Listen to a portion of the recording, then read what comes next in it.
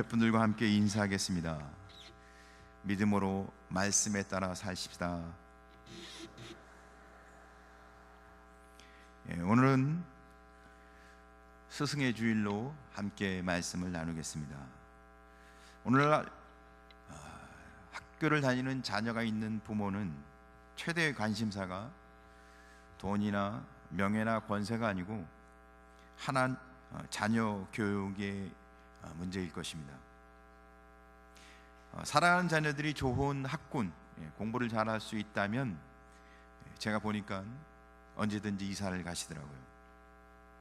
심지어 자녀 교육을 위해서 장래를 위해서 고국을 등지고 이민을 가시는 분들도 많이 있습니다. 우리 부모들의 교육열이죠.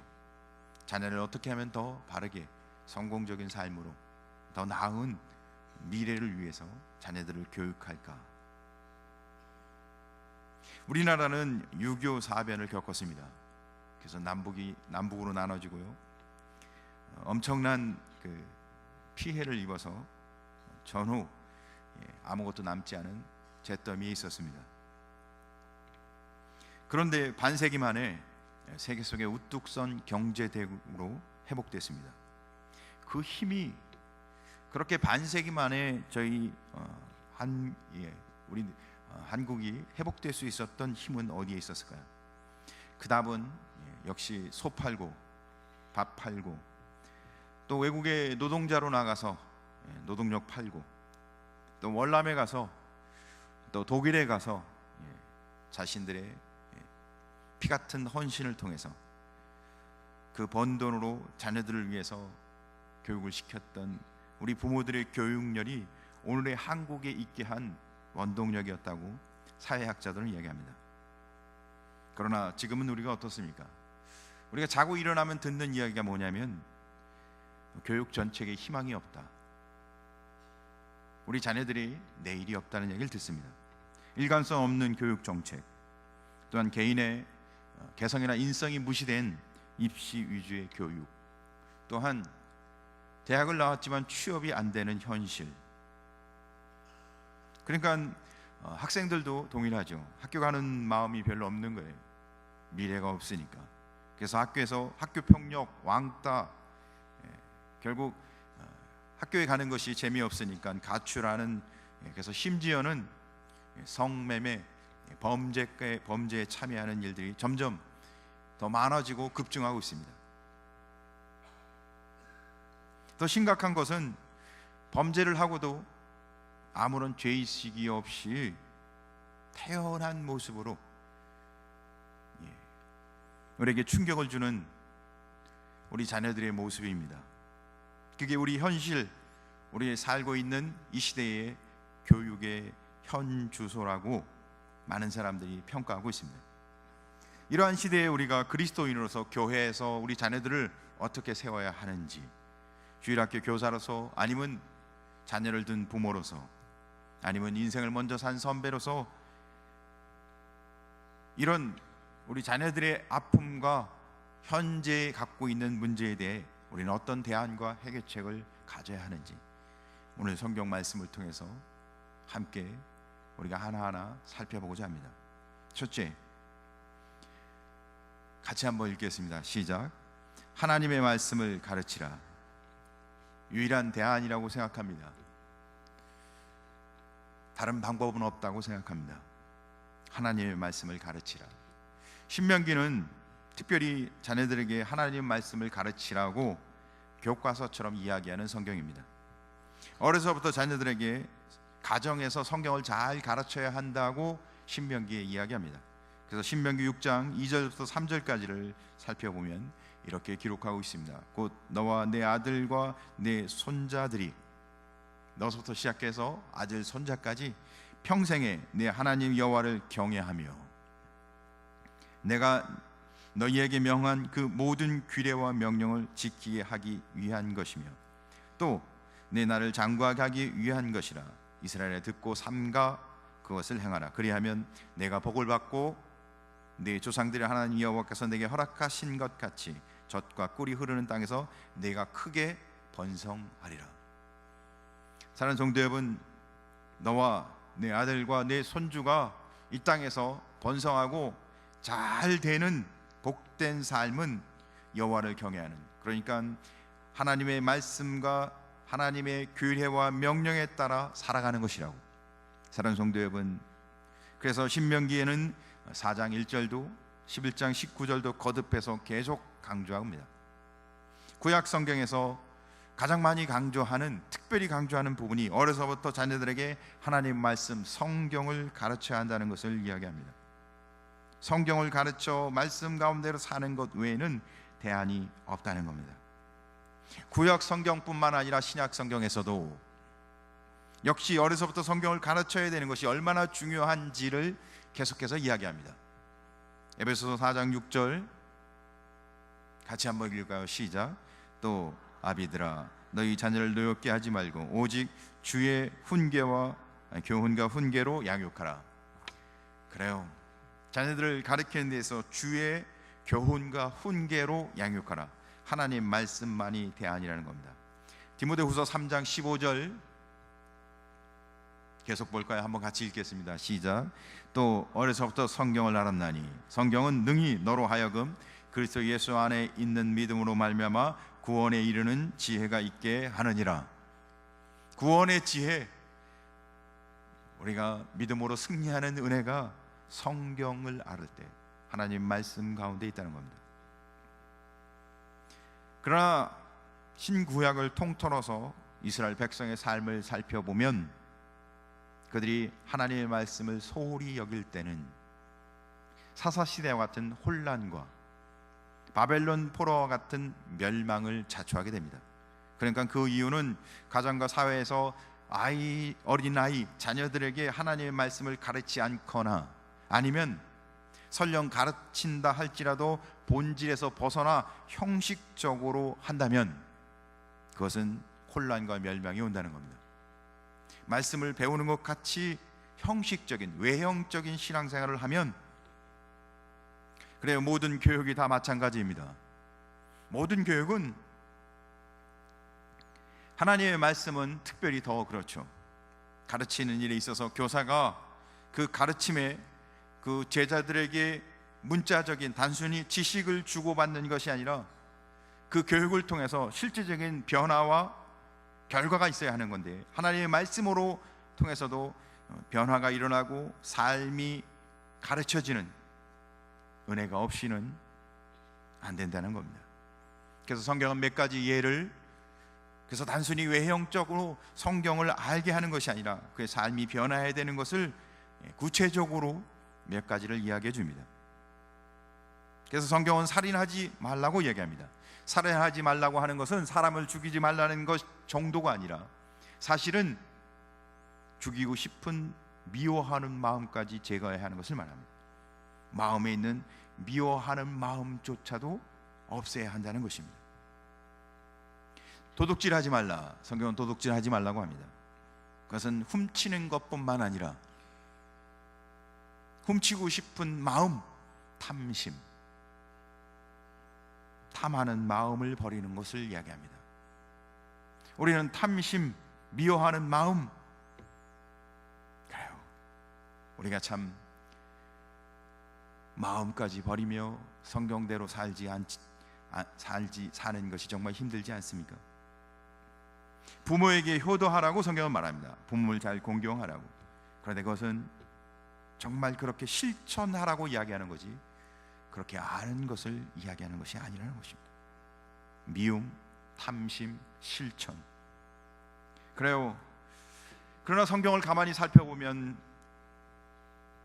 그런 모든 가르침을 유대인들이, 이스라엘 백성들이, 그러니까 하나님 앞에 선택한 백성들이 잘 가르칩니다. 가르치지 않은 게 아니에요. 문자적으로, 그러나 형식화된, 성경이 말하는 그 본질을 가르치는 게 아니라 왜곡된 가르침만 있었다는 겁니다.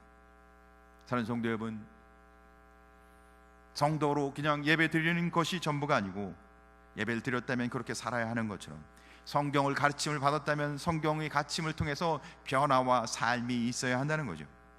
그런데 도리어 성경을 보면 이스라엘 백성, 선택받은 백성들의 삶 속에 말씀대로 가르쳐야 했던 교사들조차도 예수님이 도리어 책망을 하는, 그래서 신약 성경의 바리새인과 서기관들은, 특히 서기관은 성경을 쓰는 성경학자, 성경 박사, 성경에 능통한 사람들, 그런데 예수님이 그들을 가장 책망하십니다. 마태복음 12장 34절 보면 독사의 자식들아, 너희는 악하니 어떻게 선한 말을 할 수 있느냐? 이는 마음에 가득한 것을 입으로 말함이라. 그들은 성경을 가르치는 자였는데 예수님이 도리어 그들을 향해 독사의 자식들이라고 말하고, 그들의 마음에 가득한 것이 악한 죄가 가득했다고. 마태복음 23장 27절도 화 있을진저 외식하는 서기관들과 바리새인들이여, 회칠한 무덤 같으니 겉으로는 아름답게 보이나 그 안에는 죽은 사람의 뼈와 모든 더러운 것이 가득하도다. 그래요, 화 있을진저 외식하는 서기관과 바리새인들이요.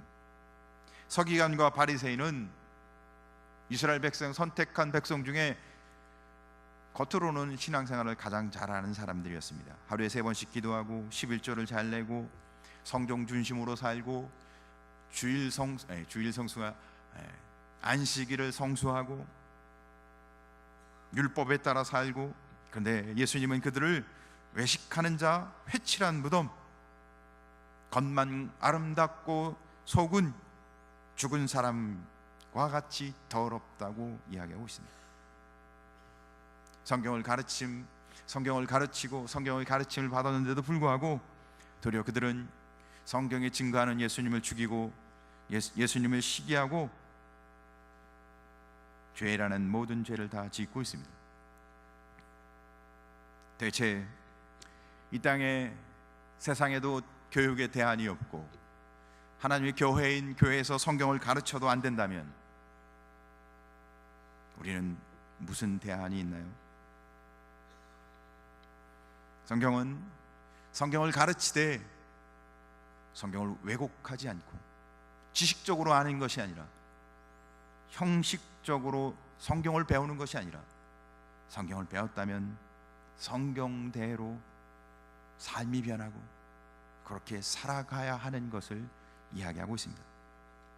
그런 모범을 보여주신, 우리에게 실제 그의 어떤 삶인지 보여주신 분이 바로 예수님이셨습니다. 그래서 두 번째 제목을 한번 같이 보시죠. 교사이신 예수 그리스도. 우리는 예수님의 모습을 통해서 성경을 어떻게 배워야지, 우리의 유일한 교육에 대한, 우리의 삶의 유일한 소망과 희망은 하나님 말씀을 배우는 것인데, 예수님이 그런 말씀을 통해서 어떻게 우리에게 가르치시는지, 성경을 가르치는 예수님의 모습을 함께 보도록 하겠습니다. 예수님이 이 땅에 오셔서 30여 년 동안 사시는 동안 주로 3년 정도 사역을 하셨습니다. 그 3년 정도 사역하는 중 가장 많은 관심과 시간과 정성과 열정을 쏟은 부분은 사람을 치유하고,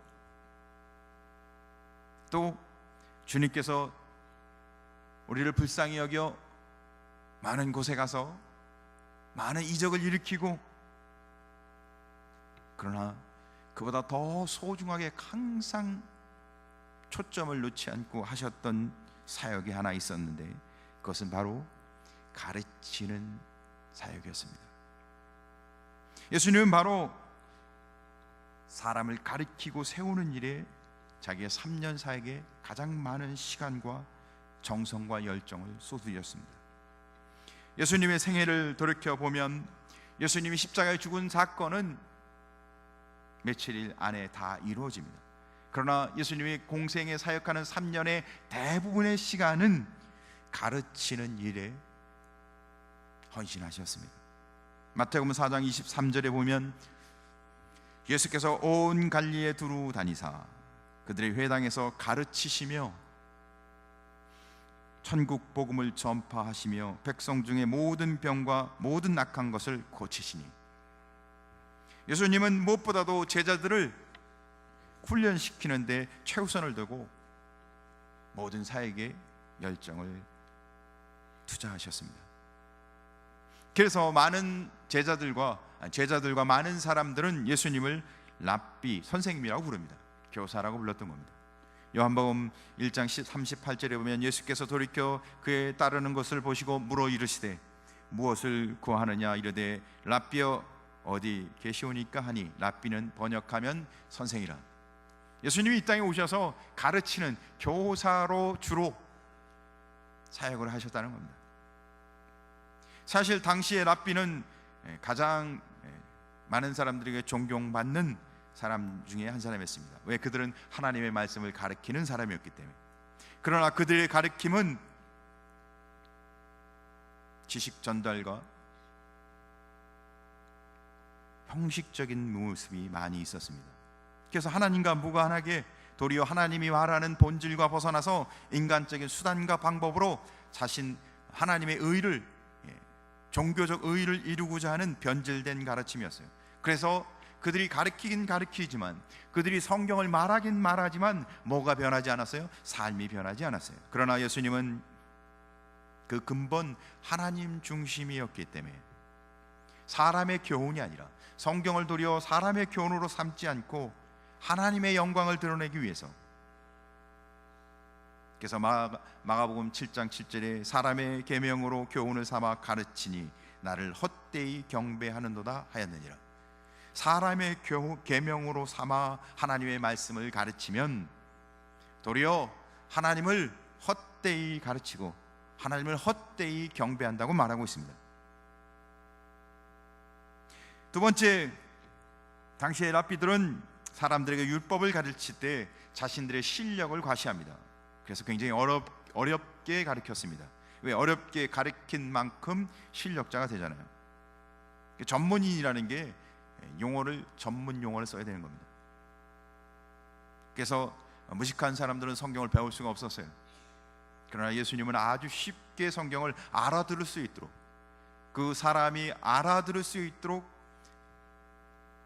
비유와, 그리고는 그 사람들의 삶의 이야기를 통해서 천국을, 우리가 구원받는 삶을, 성도의 삶을 가르치십니다. 그래서 마가복음 4장에 보니까 예수께서 이러한 많은 비유로 그들이 알아들을 수 있는 대로 말씀을 가르치시되, 교사로 오신 예수님은 제일 중요한 것은 성경을 가르치는 목적이 하나님을 드러내는 것이고, 그러니까 구원자 하나님, 그리고는 쉽게 그들이 알아듣도록, 왜? 그 이야기를 들어야 구원받잖아요. 그리고는 제일 중요한 건 하나님 관계가 회복되도록. 그래서 그 관계가 회복되어서 어떻게 살라고요? 하나님과의 관계가 회복돼서 인간과 인간, 수평 관계가 좋아지도록. 사실은 랍비, 이스라엘 백성들도 하나님 관계를 굉장히 중요하게 여겼습니다. 그래서 구원받은 선민 이스라엘 백성은 하나님과의 관계가 제일 중요했죠. 그러나 하나님과의 관계는 강조한 반면, 그래요, 신앙이 굉장히 중요하지 않습니까? 그런데 하나님을 그렇게 중요하게 여기는 반면 어떻게 해요? 인간과 관계, 그래요, 옆에 있는 형제 자매들과 성도의 교제는 잘 못하는 거예요. 하나님은 사랑한다고 하면서 형제는 계속 미워하고 상처 주고 잘못된 가르침으로 잘못된 삶을 살아가는 겁니다. 형식적인 거죠. 그러니까 요란하고 화려하지만 신앙이 하나님을 늘 경배하니까, 늘 하나님 중심으로 살아가니까, 하나님과의 관계는 잘 드러내니까 굉장히 화려하고 요란합니다. 떠들썩하죠. 그러나 경건의 모양은 없어요. 그러나 예수님은 하나님과 관계가 바르다면, 내가 하나님과의 관계가 바르다면 올바른 삶을 인간관계에서 살아가야 하도록 균형 있는 신앙을 가르치십니다. 그래서 마태복음 22장 38절에서 40절에 보니까 이렇게 기록합니다. 이것이 크고 첫째 되는 계명이요 둘째도 그와 같으니 내 이웃을 내 자신과 같이 사랑하라 하셨으니 이 두 계명이 온 율법과 선지자의 강령이니라. 첫째 계명은 뭐예요? 하나님을 사랑하는 거고, 두 번째 계명은 내 이웃을 내 몸과 같이 사랑하라는 겁니다. 그러니까 성경을 통해서 우리가 잘 가르침을 받는다면 예수님은 어디에 초점을 맞췄냐면 신앙의 균형, 하나님과의 관계를 잘 유지하는 것처럼 하나님의 말씀을 통해서, 또한 그 은혜가 분명하다면 그 다음에는 어떻게 해요? 인간관계의 올바른 삶을 살아야 한다는 겁니다. 어느 한쪽에 편중되어 있는 건 종교적 의의를 드러내는 잘못된 신앙이라는 것입니다. 그래서 예수님은 그 위선 형식적인 종교를 갖고 있는 이스라엘 백성들의 모습을 이렇게 아주 더 깊게 바로 잡기 위해서 말씀하십니다. 마태복음 5장 21절에서 24절에 보면 옛 사람에게 말한 바 살인하지 말라, 누구든지 살인하면 심판을 받게 되리라 하였다는 것을 너희가 들었으나. 살인하면 안 되죠.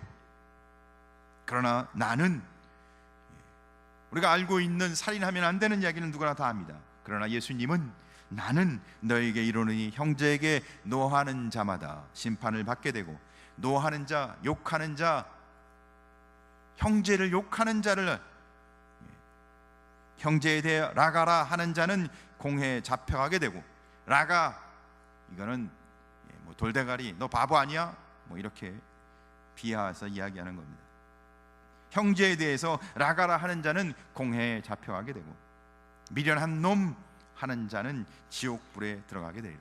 여러분, 하나님 앞에서는 늘 경건한 모습으로 우리가 살지만, 하나님 앞에 죄를 지으면 안 된다고 우리가 잘 알지만, 그런 마음, 그런 신앙이 있다면 형제, 내 이웃과 내 지체 중에서도 어떻게 해요? 동일한 은혜로 살아가야 한다는 겁니다. 노하는 자, 라가라 하는 자, 미련한 놈 이렇게 하는 자는 어떻게 해요? 심판, 아니면 공회에, 아니면 지옥불에 들어가게 된다고. 그러므로 성경은 그러므로 어떻게 이야기해요? 예물을 제단에 드리려다가, 그러니까 예배하러 오려다가, 오늘 혹시 그들의 삶 속에 형제들과 아니면 지체 중에, 아니면 성도의 교제 안에서 내 형제에게 원망 들을 만한 일이 있는 것이 생각나거든. 그래요. 예물을 드린다는 게 뭐예요? 예배 드리러 왔다는 겁니다. 근데 예배 드리는 것보다 더 중요한 게 그 먼저 가서 형제와 화목하고 그 후에 와서 예물을 드리라. 그 예물을 하나님 받지 않겠다는 뜻입니다. 그 예배를 하나님이 받지 않겠다는 뜻입니다. 사랑하는 성도 여러분, 내가 하나님과의 관계가 분명하다면 형제의 관계도 하나님과의 관계처럼 회복되시길 간절히 소원합니다. 그래서 예수님의 이 가르침에 마가복음 1장 22절에는 이렇게 말합니다. 뭇 사람이 그의 교훈에 놀라니 이는 그가 가르치는 것이 권위 있는 자와 같고 서기관들과 같지 아니함이라. 예수님의 가르침은 다른 랍비와 교사와 달랐는데 그것은 형식적이지 않고 지식 전달에 있지 않으며 삶의 변화, 그 속 사람이 변한 데 있었다는 겁니다. 예수님은 이렇게 우리를 말씀으로 가르치는 교사로 오셨습니다. 그러면 어떻게 예수님이 가르치셨는지 우리가 한번 살펴보겠습니다. 세 번째, 예수님은 어떻게 가르치셨는가? 예수님은 어떻게 가르치셨나요? 예수님이 어떤 방법으로 제자들에게 가르치고 예수님이 어떤 방법으로 제자들을 세우셨을까요? 예수님의 가르침은 바리새인과 서기관들과 같이 단순한 지식 전달이 아니고 삶을 전하는 삶의 변화에 초점이 맞춰져 있었습니다. 우리가 성경을 배우고 신앙생활하는 이유는 종교적 의의나 우리가 성경을 더 많이 아는 것에 있지 않냐고, 우리 삶이 변하는 데 있습니다. 그래서 예수님은 3년 동안 제자들과 더불어 동고동락하며 그들에게 친히 삶을 보여주십니다. 3년 동안 제자들과 함께 합니다. 뭘 보여주세요? 성경을 가르치고 성경만 그들에게 알려주는 것이었다면 훨씬 짧은 기간에 더 그보다 효과적으로 사역을 하셨을 겁니다. 그러나 삶을 보여주는 삶이었기 때문에 3년 내내 그들과 동고동락합니다. 그래서 제자들은 얼굴과 얼굴을 맞대며 예수님과 함께 삶 속에서 경험하고 느끼고 공감하고 배우게 되죠. 산교육을 한 겁니다. 사랑하는 성도 여러분, 지식으로는 삶이 변하지 않습니다. 사실 우리가 성경을 배우고 하나님 말씀 가운데 거하지만 교회가 정말 거룩한 모습으로 서나요? 우리는 예수 그리스도를 구주로 믿는 믿음 안에서 내적 변화와 하나님의 주신 신앙을 고백하며 우리의 삶이, 우리 속사람이 변하는 은혜가 임하시길 간절히 소원합니다. 그래서 예수님이 제자를 세우는 데 있어서도요, 그 한계와 장애가 있는 것을 보여주세요. 예수님이 제자를 세우는 데도 있어서, 예수님이 교사로서 제자들에게 성경을 가르치는 데 있어서도 한계와 장애가 보여집니다. 뭔가요? 한꺼번에 모든 사람들을 한꺼번에 훈련시키지 않고 성경을 가르치지 않습니다. 소수의 사람들을 가르칩니다. 왜요? 산교육, 삶을 보여주는 교육을 해야 했기 때문에. 그래요. 5,000명, 4,000명, 그 많은 사람들이 와서 하는 예수님의 말씀을 배우는 시간도 있었지만 그것은 간혹 있었던 사건이었고, 3년 내내 주로 예수님이 가르치는 방법은 소수를 집중적으로 말씀과 삶을 통해서 가르치고 있었습니다. 그런데 단기간에 했던 사람들은 대부분 예수님을 잘 이해하지 못합니다. 그들은 잘 삶이 변하지 않았습니다. 그런데 주로 보니까 3년이란 긴 시간 동안 공동체 안에서 예수님과 함께 하며 오랜 시간 동안 성경을 배워서 그 삶을 통해서 삶을 배웠던 사람들은 우리가 그들을 제자, 삶이 변한 사람으로 알고 있습니다. 사랑하는 성도 여러분, 그래서 우리는 소수 정예와 적은 숫자지만 하나님의 말씀을 잘 배우는 소그룹이 잘 활성화되어야 합니다. 또한 시간을 투자해서 오랜 시간 함께 하나님의 말씀을 배워서 말씀과 삶을 통해 그의 삶이 변하는, 하나님의 말씀을 통해 변하는 은혜가 우리 삶 속에 있어야 한다는 겁니다. 그 대표적인 예로, 그래서 산교육, 삶을 보여주는 예수님의 가르침의 구체적인 예로 오늘 성경 본문은 제자들의 발을 씻기고 있습니다. 그것은 사랑과 섬김으로 제자들에게 가르쳤던 겁니다. 성경으로 가르치는데 예수님은 지혜가 전지하신 분이십니다. 모르는 게 없는 분이죠. 전지하신 분이 가르치는 데 있어서도 탁월하신 분이 아니겠습니까?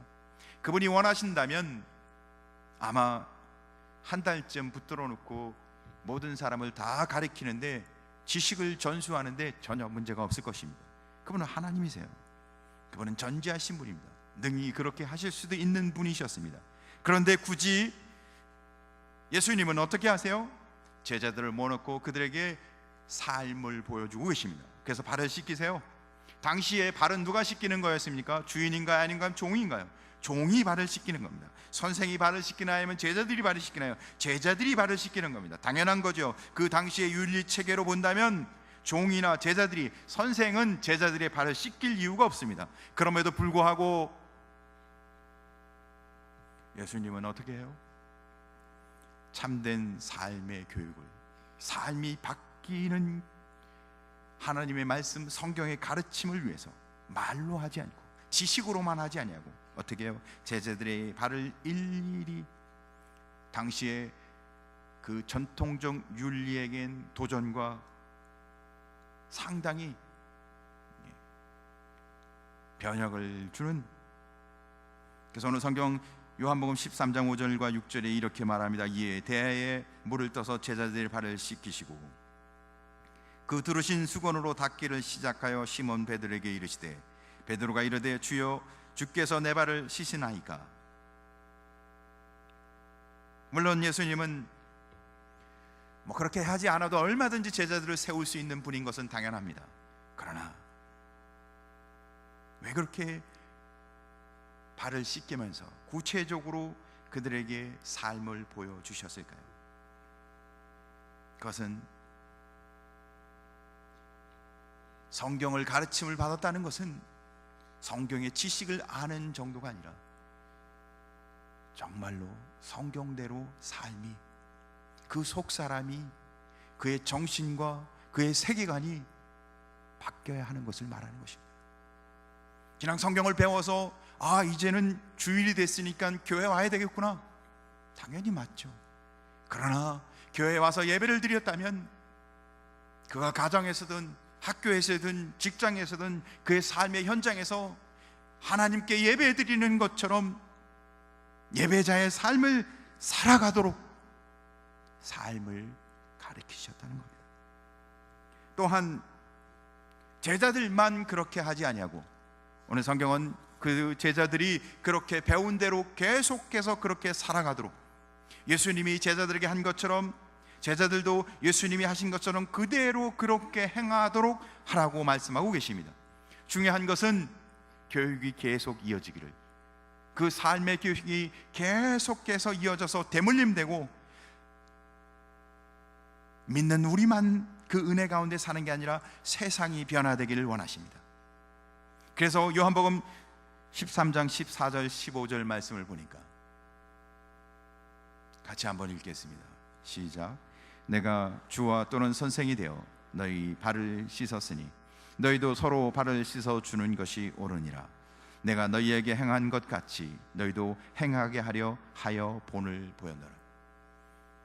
예수님이 그렇게 본을 보여주신 것은, 예수님이 그렇게 충분히 지식으로 얼마든지 우리를 가르칠 수 있었지만, 그러나 지식과 하나님의 말씀을 가르치는 것과 함께 삶을 보여주신 것은 삶이 변하는 것이 계속해서 대물림되고, 또한 우리를 통하여, 이 교회를 통하여, 우리 가정을 통하여 세상이 변하게 하시려고 너희도 행하게 하여 본을 보였노라.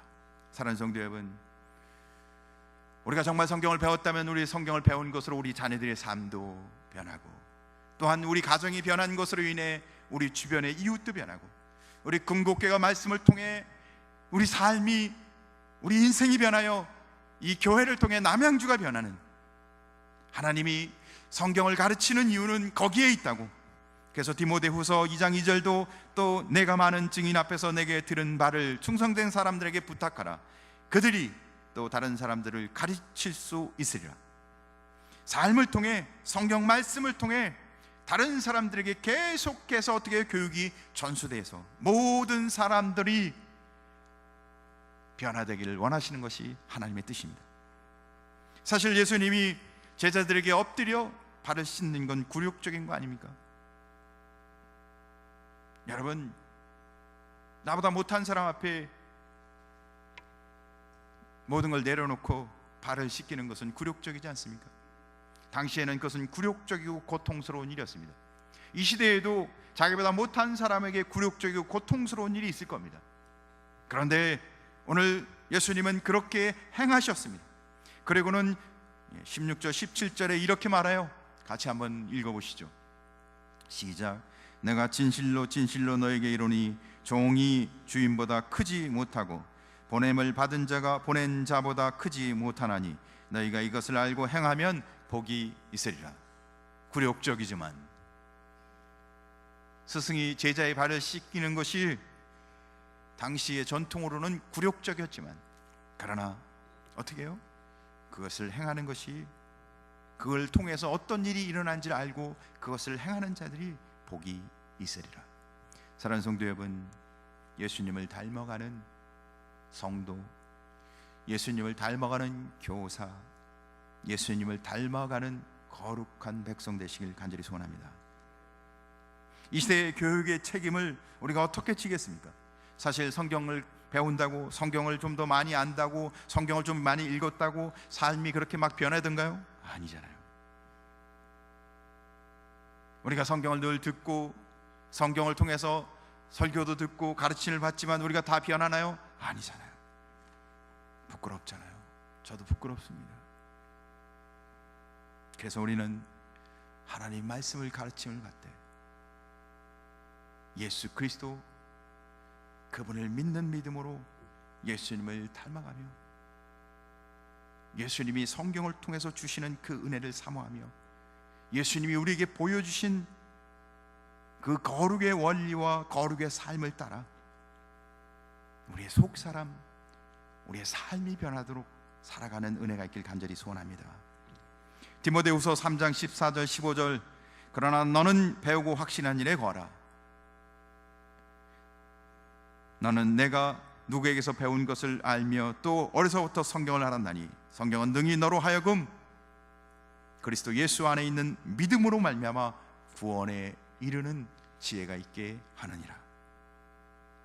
모든 성경은 하나님의 감동으로 된 것으로 교훈과 책망과 바르게 함과 의로 교육하기에 유익하니 이는 하나님의 사람으로 온전하며 모든 선한 일을 행할 능력을 갖추게 하려 함이라. 성경이 마지막 시대의 유일한 대안입니다. 근데 그 성경은 우리에게 무엇을 가르치냐면 지식이 아니고 형식적 종교적 의의를 쌓는 삶이 아니고 우리의 삶이 예수 그리스도를 닮아가고 예수님이 주신 거룩한 의와 가치관에 따라 살아가길 원하십니다. 우리 안에 그런 은혜가 넘치시기를, 그런 은혜가 임하시기를 주님의 이름으로 간절히 소원합니다. 기도하겠습니다.